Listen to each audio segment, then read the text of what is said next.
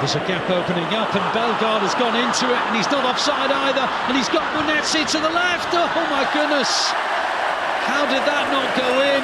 Bellegarde, well, it just wasn't a good enough pass, and City survive. Aït-Nouri, Matthias Cunha, the two danger men, and Aït-Nouri hits the post, and then it's off the line by Gvardiol, and then Semedo's shot is blocked by O'Reilly. Well, Wolves could, and maybe should, have been one or maybe even two clear.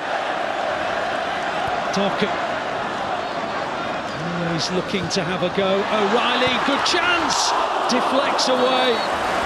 That's the first opening for City, and offers them encouragement.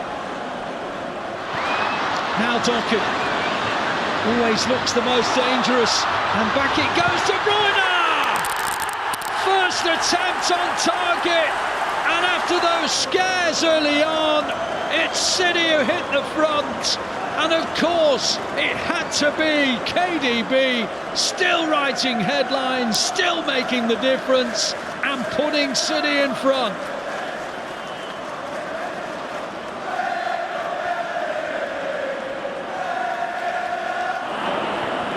It's not a bad ball either. Matthias Cunha's onto it. Whenever he gets the ball, he seems to offer threat, and he's hit the post. And that's the second time that City's woodwork has been rattled, and it stays at 1-0. They've done it. They've got over the line. It doesn't matter how, it's just that you do. And KDB takes City up to third.